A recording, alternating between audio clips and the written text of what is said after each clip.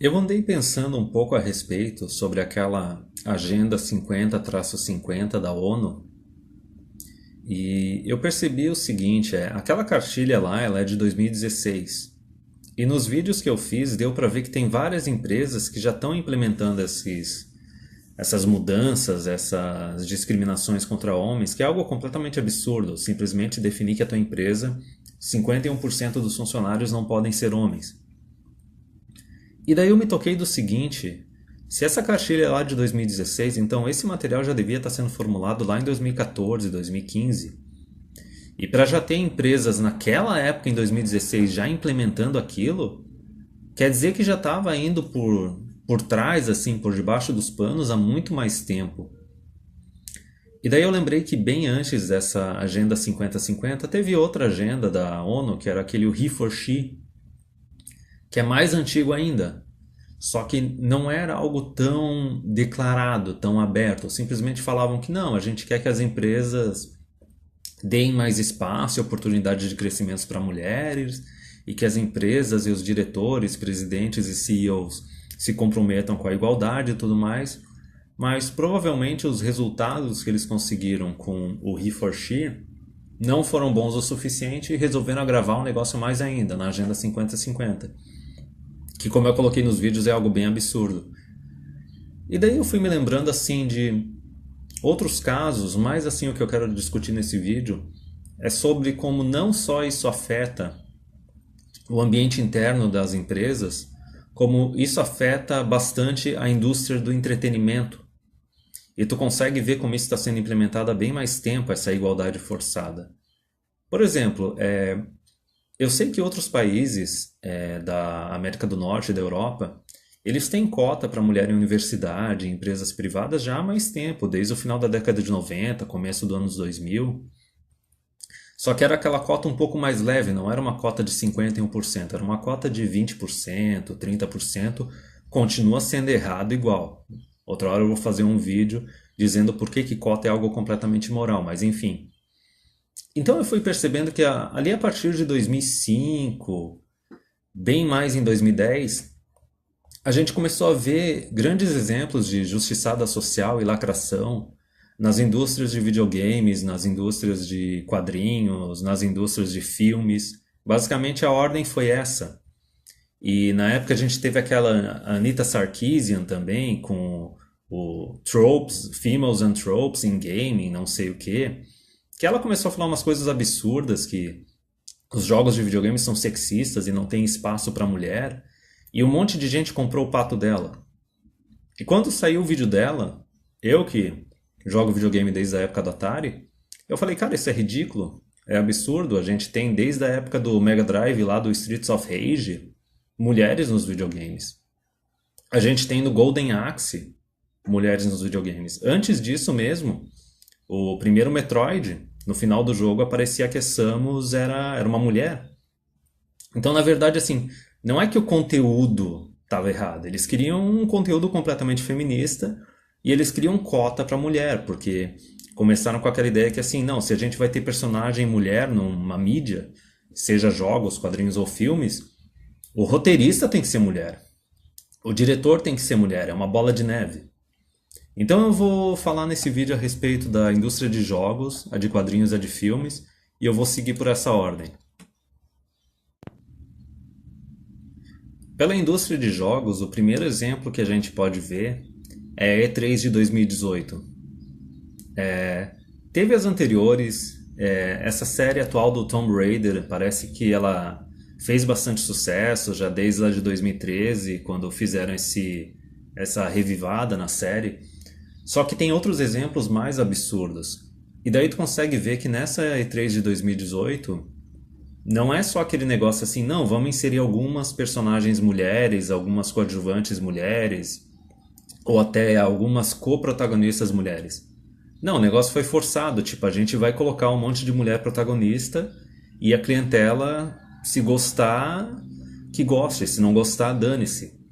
E daí eles criam aquele discurso que sim, não, existem mulheres gamers também. Existem mulheres gamers assim de Candy Crush Saga, entendeu? De Farmville, de jogos sociais de plataforma Android. Agora, quantas mulheres são mulheres gamers de jogar computador, de ter um PlayStation, de ter um Xbox?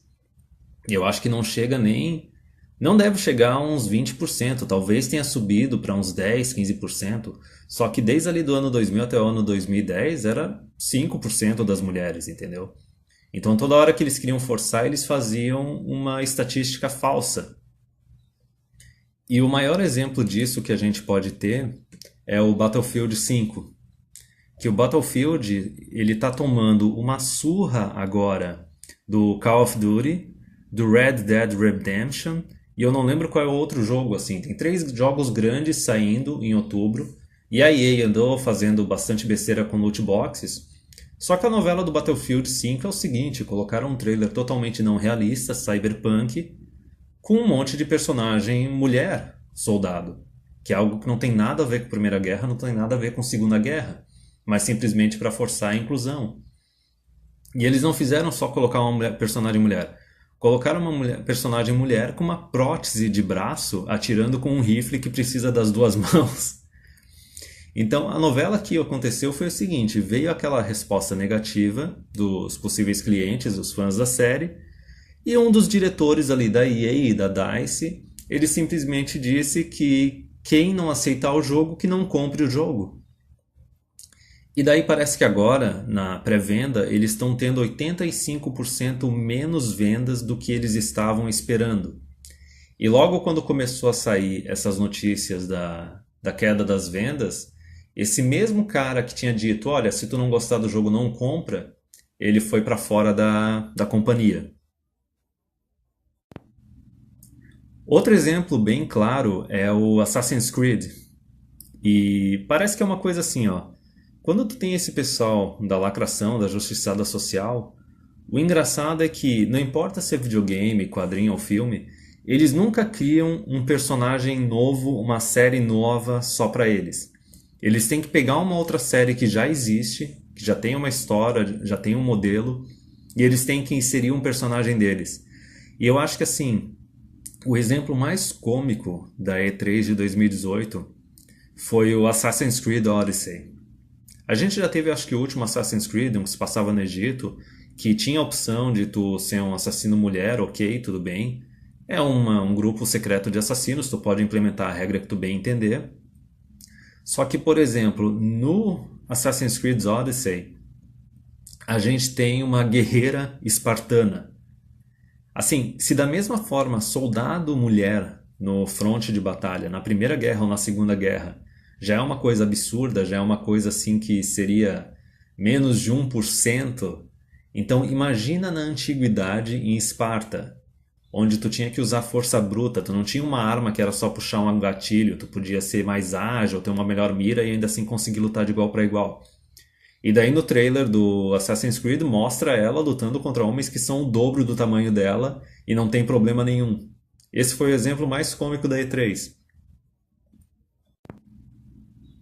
Mas prosseguindo na mesma semana, a gente teve o exemplo do Last of Us 2, que daí uma personagem que era uma das personagens do primeiro jogo da série, ela vai ser a protagonista do segundo jogo.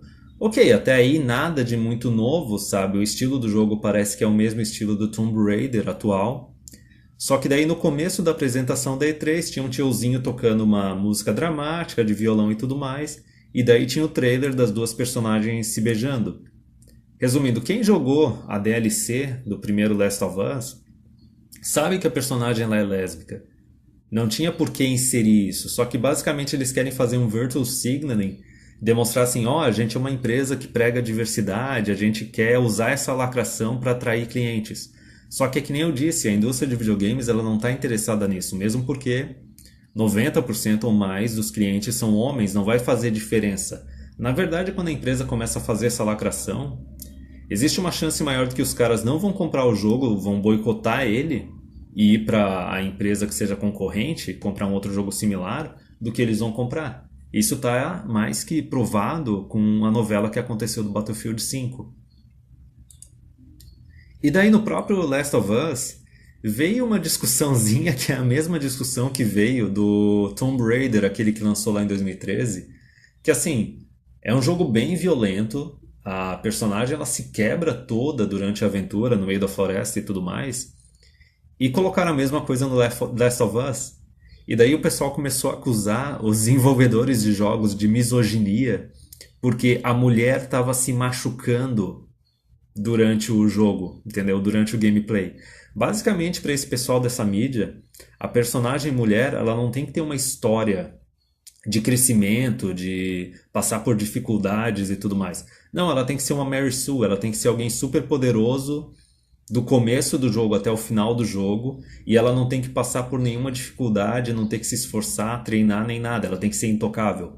Eu vou falar a respeito disso, mas ela tem que ser, por exemplo, ela tem que ser que nem a Riri Williams, que é aquela garota negra que é a atual Homem de Ferro, ou ela tem que ser que nem também o Thor, que tem a Thor fêmea agora também, ou ela tem que ser que nem aquela Rey do Guerra nas Estrelas. Tem que ser alguém super poderoso do nada, intocável, e tudo que a pessoa faz tem que dar certo automaticamente do começo até o final da mídia. Tipo, não pode ter nada, não pode ter nenhum sofrimento, nenhuma dificuldade, ou ela tomando porrada ou tiro de algum homem que seja um antagonista, porque senão isso é considerado discurso de ódio. Agora, o caso mais claro e mais antigo, que é um ótimo exemplo para tudo isso, é a BioWare. A BioWare que fez lá o Dragon Age 1, Dragon Age 2, Dragon Age Inquisition, a série Mass Effect também. E daí a gente consegue ver que assim, ó, a partir do Dragon Age 2 e a partir do Mass Effect 2, a gente começou a ver uma justiçada social dentro da empresa. Por exemplo, a história do Dragon Age 2, e não só os modelos 3D dos personagens e tudo mais, as texturas, pioraram drasticamente. E o roteiro se tornou bem mais simples. E daí, por exemplo, no caso do Dragon Age 2, a roteirista do jogo, colocaram uma mulher para ser a roteirista do jogo, forçando a vaga lá para ela, e acaba que a mulher ela não tinha um mínimo de experiência com videogame. Ela mesma apareceu numa declaração, assim, numa entrevista, falando que para ela, se o jogo fosse só diálogo, ok, para ela estava ótimo, não precisava ter combate, não precisava ter item nem nada. E daí, no caso, isso era no Dragon Age 2. No Dragon Age Inquisition, o pessoal fala também que virou uma lacração forçada ainda mais, entendeu? De gay, lésbica, trans e gênero fluido e tudo mais e bababá. Só que eu não posso falar muito a respeito porque eu não vi muito e não joguei. O Dragon Age 2 eu vi jogarem, achei uma porcaria, só joguei um. E a série Mass Effect eu joguei um pouco do 1 e do 2, né? O 1 era muito bom, o 2 ele ficou um pouco mais ação, menos RPG. Só que daí o outro caso que aconteceu foi no Mass Effect Andromeda. No Mass Effect Andromeda, mesma coisa, parece que a mulher que era responsável pela equipe de animação dos personagens, ela também estava lá só por cota, ela não tinha formação na área, e daí o resultado quando o jogo saiu foi um fiasco. Não só isso, parece que assim, os modelos de personagem masculino ficaram legais, ficaram atraentes. Só que tanto nesse Mass Effect quanto nos Dragon Age anteriores, as personagens femininas assim ficaram uma coisa completamente masculina, bem travecão, ou uma coisa simplesmente feia pra caramba. Na época até o negócio virou piada porque pegaram, por exemplo, o Mass Effect Andromeda e compararam com o primeiro Mass Effect, que tinha saído 10 anos antes. E daí mostrava que parece que o negócio ocorreu um retrocesso, entendeu? Na qualidade do jogo. Agora pensa no salto de hardware e de tecnologia em 10 anos, especialmente na área de TI. E daí nós temos vários memes a respeito, comparando, por exemplo, empresas que não seguem essa cartilha de justiçada social. E daí o pessoal pega várias imagens, por exemplo, do Dragon Age ou do Mass Effect e comparam com imagens do Witcher, que é uma empresa lá da Europa Oriental, que não tem nada a ver com essas cartilhas e tudo mais, e mesmo com menos recursos, sendo uma empresa menor e menos conhecida, consegue fazer um produto de qualidade bem superior. E avançando para a indústria de quadrinhos, a gente vê não tanto na DC, mas a gente vê na Marvel, que a indústria de quadrinhos da Marvel ela está tomada por pessoal lacrador, por justiceiro social e por feminista. Quem vê os posters atuais, os artigos que saem, as capas das revistas, tu vê isso claramente assim. Quando tinha um monte de representação de herói forte, agora tem um monte de guriazinha, tem um monte de personagem meio engraçado, e daí todo mundo tem que ter o LGBT, tem que ter o gay, tem que ter o não sei o que e tudo mais. E daí a própria mídia da Marvel, eles deixaram bem claro esse negócio de que eles têm uma agenda de justiceiro social e também foram pegos fazendo a mesma coisa que o pessoal do Battlefield 5 fez. De falar o seguinte: ah, se vocês não gostam das nossas revistas, não comprem. E não deu outra. A Marvel, ela não está conseguindo vender revistas já faz, acho que uns 2 anos. Assim, as vendas estão uma porcaria e eles estão simplesmente se comportando como se fosse um bando de funcionário público que não precisa agradar o cliente final, não precisa produzir nada de bom. E daí, no caso, quando veio a retaliação de dizerem assim, ó, o produto de vocês não é bom, a gente tinha revistas em quadrinho bem melhores assim no começo dos anos 2000, na década de 90, especialmente na década de 80. Tem um canal no YouTube, o Diversity on Comics, que o cara mostra assim, umas revistas das antigas e compara com as novas. E assim, tem revistas geniais da época que eu era pirralha, assim, na década de 90. E eu vejo a imagem, assim, da revista, e o produto era tão bom que, assim, faz 15, 20 anos que eu não vejo ele, só que eu lembro da arte, eu lembro da história. E daí, nesse caso, quando vieram as críticas para Marvel, para a divisão de quadrinhos, o que que eles fizeram? Eles disseram que não, a gente está sendo atacado porque a gente é mulher. Porque isso é misoginia, tá ligado? E daí, tanto que nesse caso, até o próprio Stan Lee, ele tomou umas pauladas da mídia, porque ele na época, há uns anos atrás, ele falou o seguinte, não, que tudo bem, se querem ter essa agenda, criem personagens novos, criem revistas novas, mas não peguem personagens que já estão criados, já estão consolidados, e simplesmente mudem a raça, o gênero deles. E daí o Stan Lee, ele tomou paulada porque ele disse que o Spider-Man, ele tinha que ser um garoto branco, meio nerd e heterossexual. Isso tudo era parte da história dele. Não era só o superpoder dele, o papel dele de herói. Ele tinha o papel dos relacionamentos, da vida pessoal dele, das coisas que ele passava dificuldade na vida pessoal dele. Da mesma forma, tu não pode pegar o Batman e separar o Batman do Bruce Wayne, tu não pode pegar o Homem-Aranha e separar ele do Peter Parker. Mas daí, no caso, o exemplo que eles fizeram do Homem-Aranha, eu não lembro qual é o nome dele, parece que o personagem ficou bom. Só que eu não sei o que que eles fizeram para aposentar o Peter Parker nesse caso. E daí a gente tem um outro exemplo, que é também simplesmente de pegar um personagem e alterar ele completamente, que é o Homem de Gelo. O Homem de Gelo, nos últimos anos, simplesmente pegaram ele, transformaram ele num cara gay. Só que assim, na revista em quadrinho, no Diversity on Comics, ele mostra. Ele é um cara que já estava nos seus 30, 40 anos de idade, teve um monte de relacionamento com mulher, parece que até teve uma época que ele dava em cima da Jean Grey, bem no comecinho dos X-Men e tudo mais. O cara já tem um histórico de ex-parceiras e tudo mais, ele era meio pegador, que nem o Arcanjo também. Só que daí do nada definiram que o cara é gay e transformaram a revista dele basicamente numa história de malhação. Discurso, drama, drama, choradeira e daí um pouquinho de ação no final da série.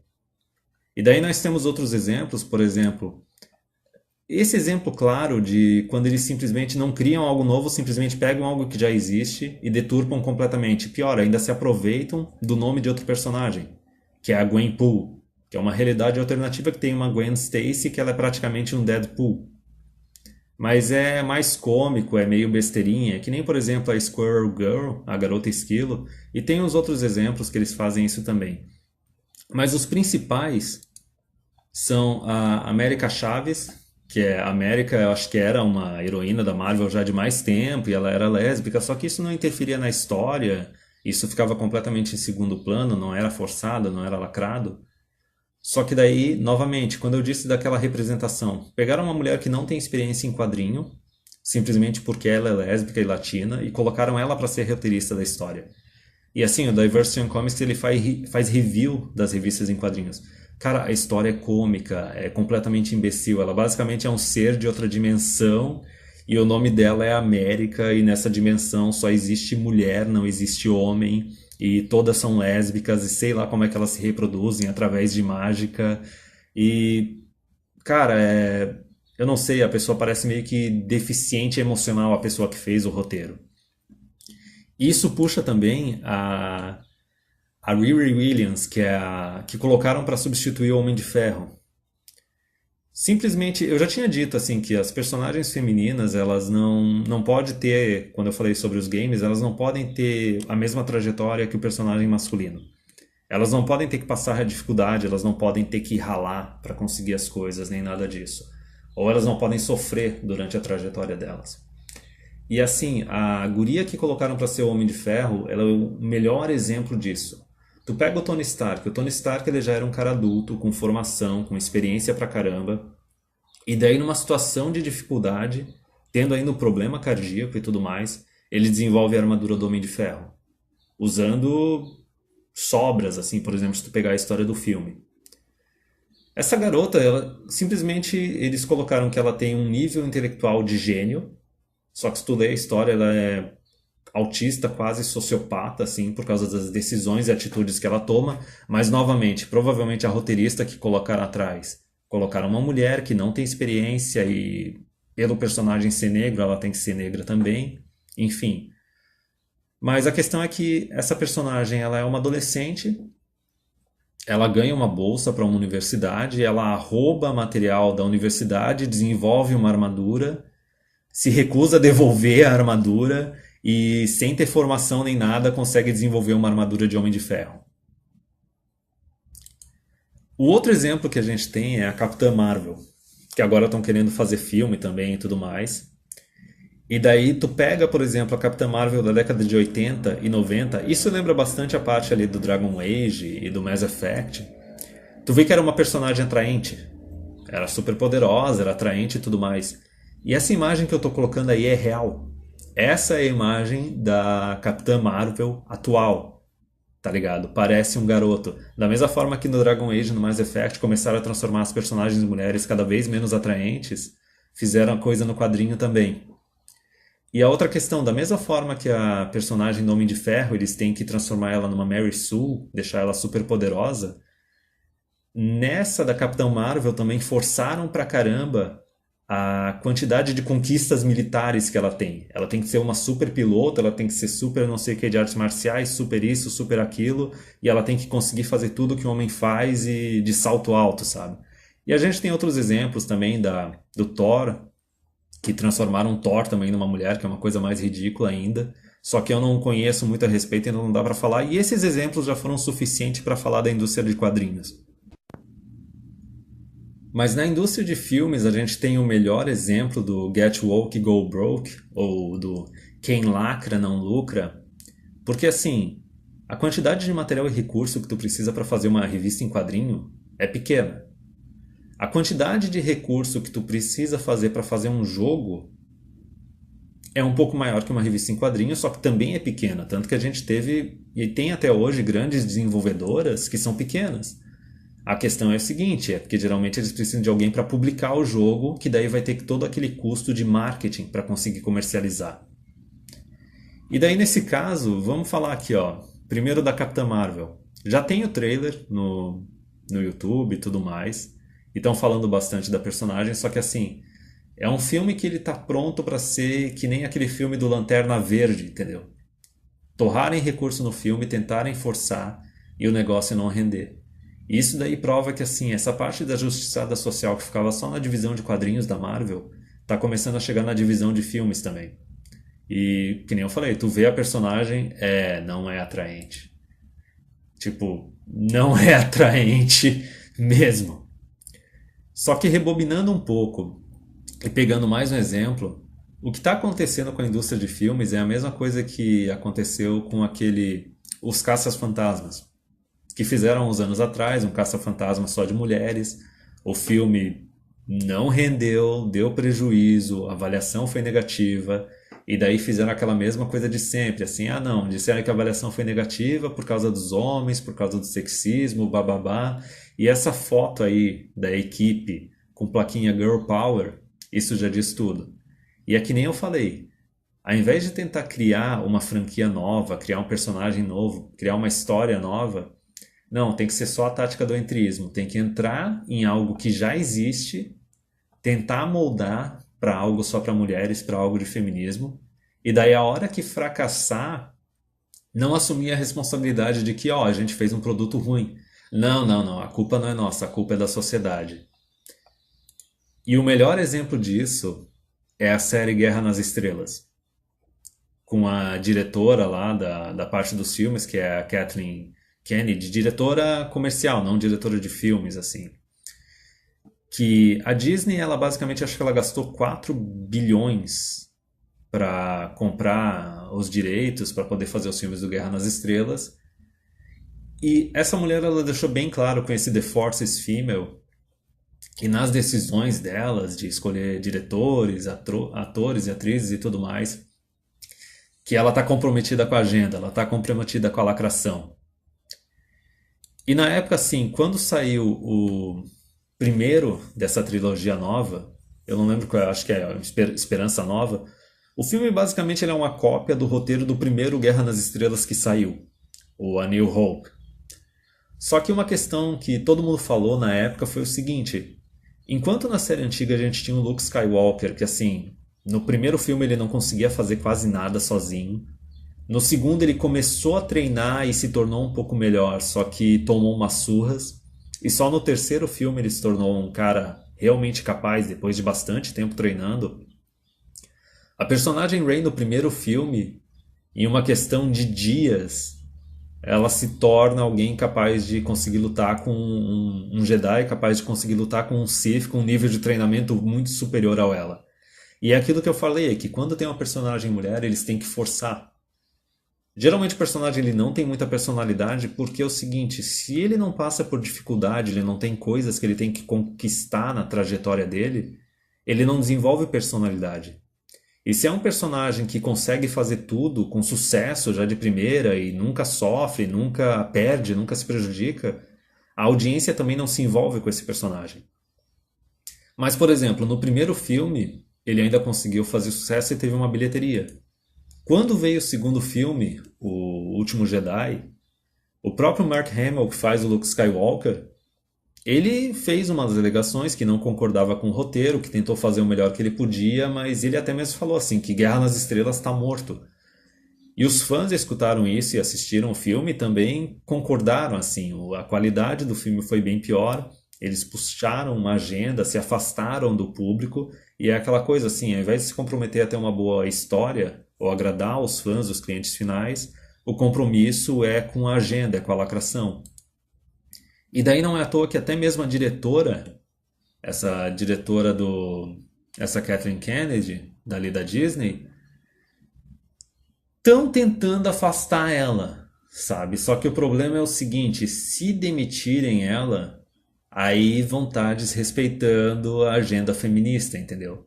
Então eles vão tentar puxar alguma outra pessoa para trabalhar junto com ela, entendeu? Ou afastar ela, mas afastar ela por baixo dos panos. Não vai ser algo que nem aconteceu com o cara do Battlefield 5, porque o cara do Battlefield 5 era um homem, entendeu?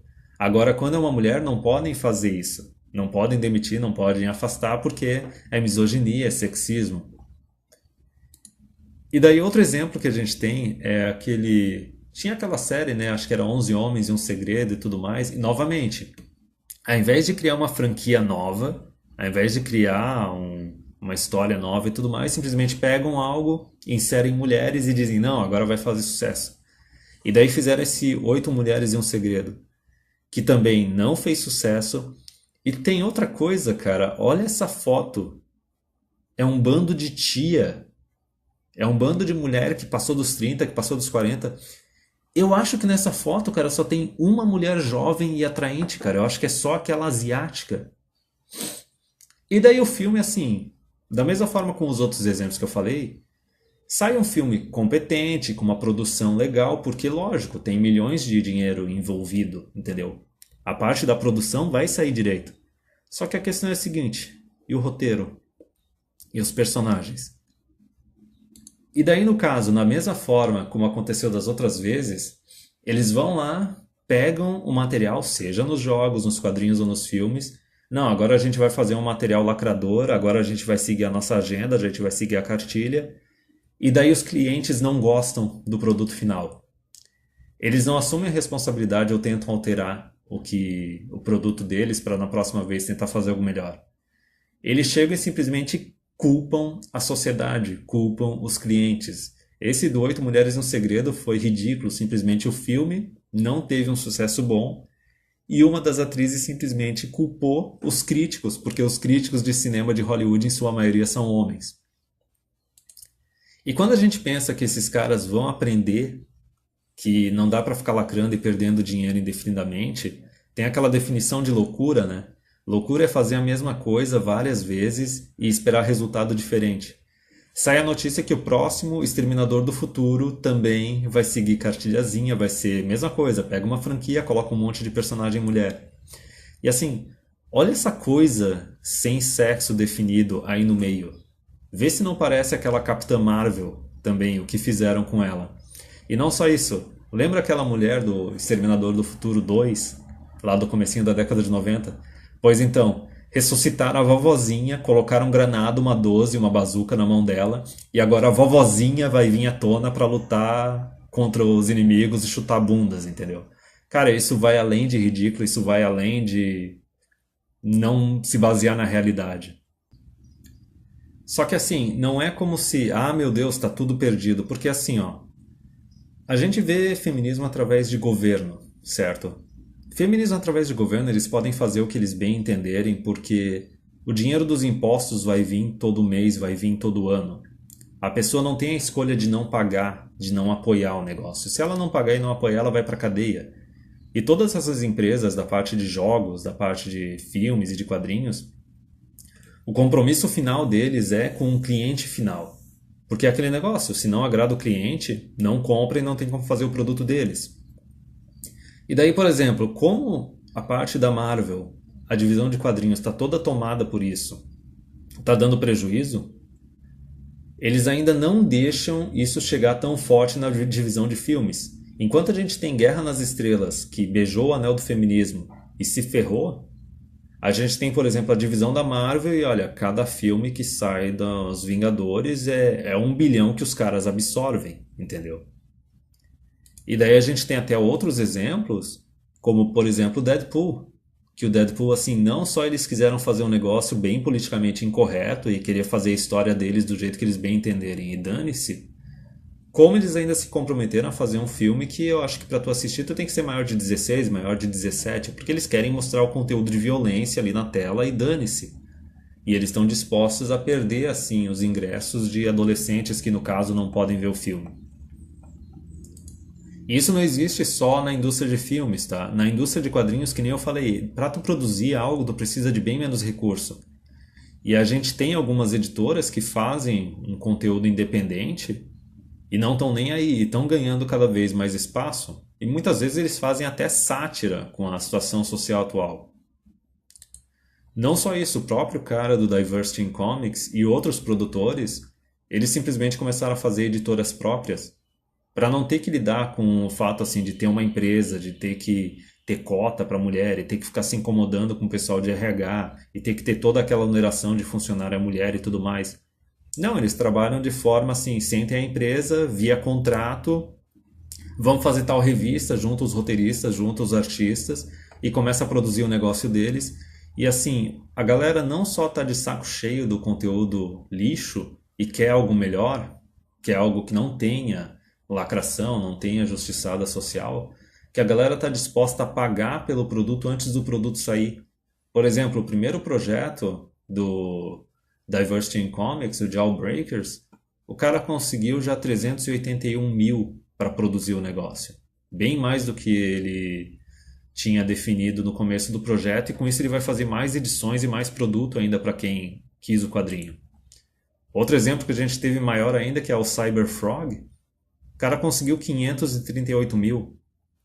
E da mesma forma que assim, ó, na parte dos filmes não existe alternativa, porque para produzir um filme é algo muito caro. Só que a própria empresa e os diretores, eles não deixam a lacração ser total. Eles pegam um pouquinho assim, não, a gente vai ter esses filmes que a gente não vai deixar a lacração chegar, porque a gente tem que ter lucro, e de tempos em tempos a gente lança um filminho lacrador só para fazer as feministas calarem a boca. E na divisão de quadrinhos os caras conseguem buscar formas alternativas de fazer o produto deles porque a quantidade de recursos é menor. Só que até mesmo na parte de videogames, a gente tem exemplos bons, exemplos a serem seguidos. Por exemplo, a CD Projekt Red, da série do Witcher, é uma empresa, acho que é polonesa, acho que é da Europa Oriental, e os caras fazem o negócio do jeito que eles bem entendem e não estão nem aí. A própria série Witcher, eu fiz aquela comparação, por exemplo, do Mass Effect, de como ele era em 2017 e como ele era em 2007, tu consegue ver de forma bem perceptível como a qualidade do produto da CD Projekt mudou. A galera até faz bastante meme a respeito do negócio. Tipo, orçamento de 50 milhões, resultado final, vodka e magia de eslavo, resultado final.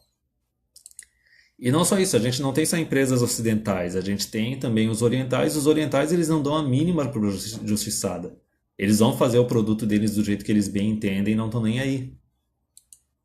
Outro exemplo que a gente tem é o Kingdom Come Deliverance, que é uma produtora independente que fez um jogo que vendeu pra caramba no Steam. Eu acho que ele tem também pro Play 4 e pro Xbox. E na época, simplesmente, olha o nível da crítica que a galera da Justiçada Social fez. Eles reclamavam que não existia diversidade no jogo. Não existiam pessoas negras no jogo. Só que tem um pequeno detalhe. O jogo se passa na Bavária, na Alemanha, no século XVI, por volta de 1500. E a equipe desenvolvedora simplesmente ligou, foda-se, entendeu? Deu um dane-se para essa galera e o produto vendeu. E a gente tem outras empresas conhecidas, como por exemplo a Rockstar. A Rockstar está no mesmo nível da CD Projekt Red e de outras empresas menores, nessa parte assim de não, o nosso compromisso é com o cliente e com o produto final. A gente vai fazer o negócio do jeito que a gente bem entender. E não é à toa que assim, Grand Theft Auto tá aí até hoje e a galera ficou esperando muito tempo para sair o Red Dead Redemption 2. Outros exemplos que a gente tem é que nem eu falei, isso está saindo ou de empresas grandes que são comprometidas com o produto final, que tem aquela mentalidade bem South Park, vou fazer o que eu quero e dane-se. Ou a gente tem empresas pequenas ou empresas da Europa Oriental e asiáticos também. Então assim, tanto na parte de quadrinhos quanto na parte de videogame existem alternativas muito boas. É só a parte de filmes que é mais difícil. Eu, pessoalmente, eu estou esperando por um jogo de uma desenvolvedora bem pequena, que o primeiro me agradou bastante, que é o Mount and Blade, e logo está saindo o Mount and Blade 2. Então, assim, o ponto final é que a galera vota com a carteira, entendeu? É uma coisa que sempre falam, por exemplo, feminismo, justiçada social, lacração, não consegue sobreviver sem o apoio do governo, sem o dinheiro público. Então, assim, toda hora que os caras tentarem colocar isso no ambiente privado, isso vai fracassar. Porque não é só o caso assim de funcionários estar saindo da empresa porque não querem sofrer discriminação ou porque não concordam com as atitudes e com os valores da empresa. Tem uma outra questão mais relevante e bem mais pesada, que é o seguinte: os clientes finais eles têm que concordar com os valores e com as atitudes da empresa, especialmente hoje em dia. E não só isso, o produto tem que ser um produto bom, tem que ser um produto pelo qual eles estão dispostos a gastar dinheiro.